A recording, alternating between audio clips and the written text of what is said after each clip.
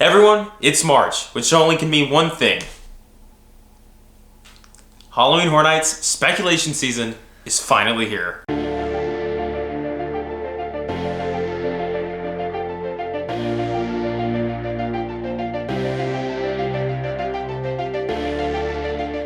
Welcome back to the channel, guys. I know it's been a long time. We've had an off season quite for some time, actually 140 days almost exactly since our last video we put. But we got a new little get up here, little setup studio that we had, been very busy, but we're back to you guys making more content. Super excited because it is March. We're in the Horror Night speculation season, which Stephanie's favorite season of the year. My favorite. Well, other than like actual Horror Night season. That's true. I mean, Halloween starts for her like March.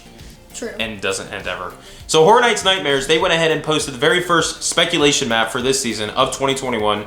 Not HHN30 because we had that last year. We tried and, well, we didn't really get to it. We had a Horror Nights Lite. But this year, it looks like Horror Nights is actually going to go full blown this year. We're praying with everything that's going on out there. So let's get into the speculation map. Let's see what Horror Nights Nightmares has installed for us, starting with the first house. So first we have Universal Monsters, The Bride of Frankenstein Lives, which is returning from last year. The Texas Chainsaw Massacre. Revenge of the Tooth Fairy, which is also returning from last year.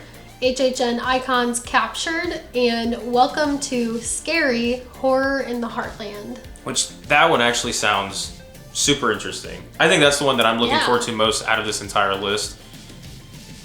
I'm excited for that one because it's about Cary, Ohio, and yeah. I'm from Ohio, so I love anything that has to do with Cary.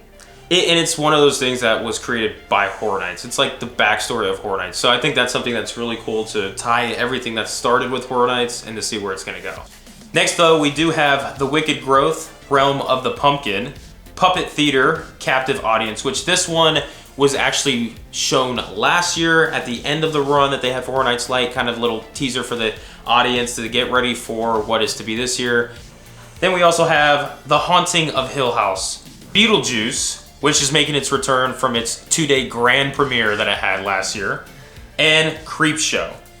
Now, if we go based off of last speculation map that we had from 2020, Billie Eilish was in there, but it looks like Creepshow kind of took its place. Yeah. However, all of this is not confirmed until Universal makes these announcements. Now, this is all speculated by us fans, but Horror Night Nightmares, they usually are always spot on when it comes to making these speculation maps. So it's a good source to trust.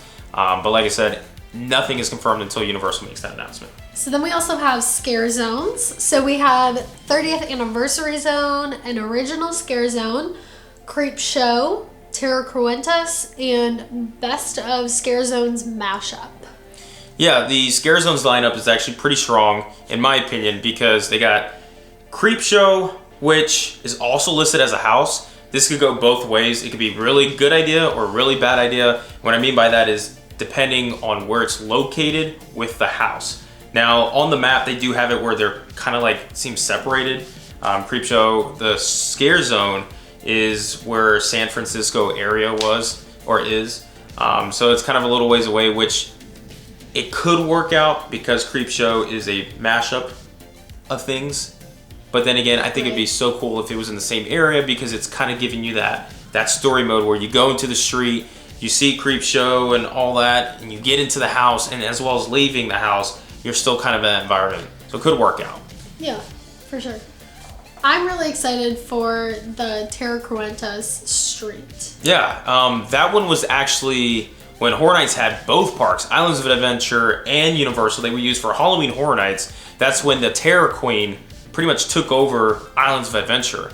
That was back in HHN15 when on the last day, now you can look this up, I may not be fully correct, but if I can remember my Horror Nights history, the last day she sacrificed herself and said she shall return 15 years later. And here we are, HHN30. Yeah. Technically we're 16 years later. But we just forget about last year as well. Yeah, we're just gonna disregard last year. But I think that'd be super cool because that's in also like the Scary House, Horror in the Heartland. It's one of those like HHN kind of backstories related, which is super cool. I think when Horror Nights does that, it's really nice. Yeah, same with the Icons Captured. Oh yeah, it's also same with that kind house. of like a Horror Nights themed You can only find like it in house. Horror Nights. Yeah, you can't find it anywhere else. So that is super exciting to see that, which also makes me think like, man, how cool would it be if they just opened both parks again and bring her back and just have that, and then we could have more houses. But that would be cool. It's all speculation. Now we also have shows on here listed in the speculation map. The only one that is actually on there is the Fountain Show. I'm really excited for the Fountain Show if they do that again, because I did get to see it last year or 2 years ago. I keep saying last year as in like 2019, the 29, HHN 29. Yeah, but I did get to see it, and I thought it was one of the best nighttime shows in Orlando, and probably the best water only nighttime show in Orlando. I thought it was so good, and because it's based on the houses that are in the event, it would be different. Yeah, it's not going to be like the same as it was during HHN 29. Now, we don't think Academy of Villains is going to be coming back. No. If you guys want to figure that out, go search it on Google. You'll see as to why. But we both hope for a return of Bill and Ted. Yeah. I think a return of Bill and Ted. We never actually got to see the first Bill and Ted.